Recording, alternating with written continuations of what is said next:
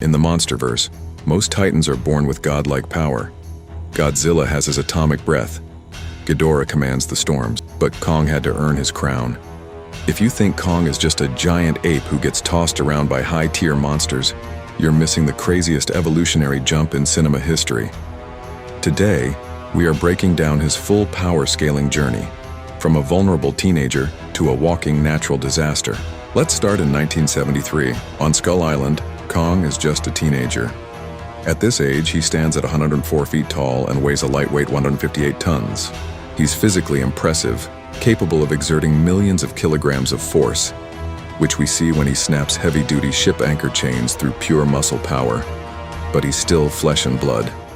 Conventional human weapons draw blood, and getting drenched in napalm completely knocks him out. At this age, he barely survives his fight with a giant skullcrawler, needing human distractions and makeshift tools just to pull out a win. Flash forward 50 years. Kong didn't just grow, he exploded. By the time he fights Godzilla in 2024, he is a fully matured alpha titan standing a staggering 337 feet tall and weighing over 50,000 tons.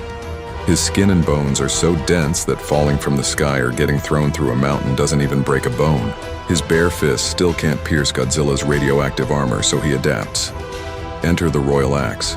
Forged from a Godzilla dorsal plate, it absorbs energy attacks like a battery and releases a nuclear tear explosion on impact. He went from wild animal to high IQ warrior. But Godzilla x Kong changes everything. After surviving the Hollow Earth, Kong gets an upgrade that officially breaks the power-scaling charts. Monarch's Beast Glove. Let's look at the official lore numbers because they are insane. The 10x Force Multiplier. The glove utilizes advanced magnetic and hydraulic actuators that give Kong a flat 10 times force multiplier on his punches and grabs. Tectonic Striking Power. With this glove, Kong's ground pounds can trigger a 9.5 Richter scale earthquake, matching the most powerful earthquake ever recorded in human history. Imagine all that geological disaster energy concentrated entirely into a single fist. That is why a direct right hook from Kong can cleanly daze Godzilla and shatter Shimo's ancient ice shields. The 1.21 exawatt secret weapon, it gets wilder. The glove charges itself through Kong's natural hand movements like a self-winding watch. In an emergency, it can discharge those batteries in a single 1.21 exawatt blast. 1 exawatt is a billion gigawatts. Kong literally has a pocket lightning nuke to counter radioactive breath weapons. Built-in medic. And he can't stop. The glove houses massive fuel tanker-sized reservoirs that inject him with adrenaline and healing plasma mid-battle, forcing his body to fight way past its natural limits. Now let's talk about his speed, because this is where Kong breaks the laws of physics. When it comes to covering ground, Kong is a speed demon for his size, reaching a travel speed of approx more than 400 miles per hour as he sprints through the Hollow Earth. But his combat capabilities, that's on a completely different level. When Kong needs to dodge or maneuver mid-fight, his bursting speed reaches relativistic levels, meaning he can accelerate to a significant fraction of the speed of light in short, explosive movements. This insane burst allows him to hit a reaction, blocking, and attack speed that is comfortably FTL, faster than light. How? Because Kong is capable of consistently reacting to, blocking and dodging Godzilla's atomic breath. Since the atomic blast is composed of raw atomic radiation, dodging it at point-blank range requires faster than light reaction times.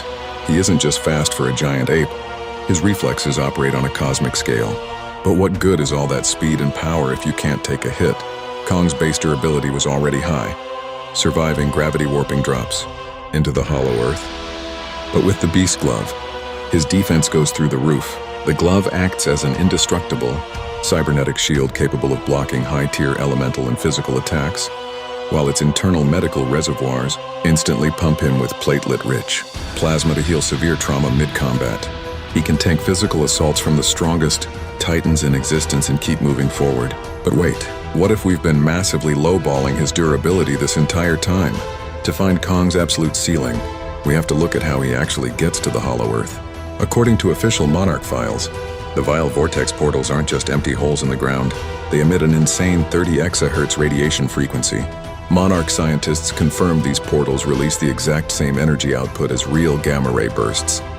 the kind of catastrophic cosmic explosions usually only found in pulsars and supermassive black holes out in deep space. We are talking about cosmic events that pump out anywhere from 1 to 10 pho of raw energy, with the absolute strongest peak bursts reaching a staggering 12 kilopho.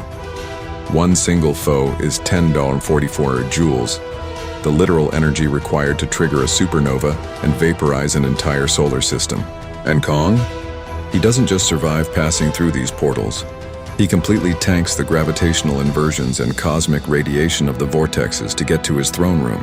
The fact that his body can literally tank the kilopho level, cosmic radiation of a localized supermassive black hole portal. The math forces us to scale him on a universal chart. Peak, fully loaded Beast Glove Kong officially scales all the way to star to solar system level with relativistic plus 2 FTL reaction speed. So, next time someone says Kong is just a giant monkey, remind them he tanks black holes for breakfast.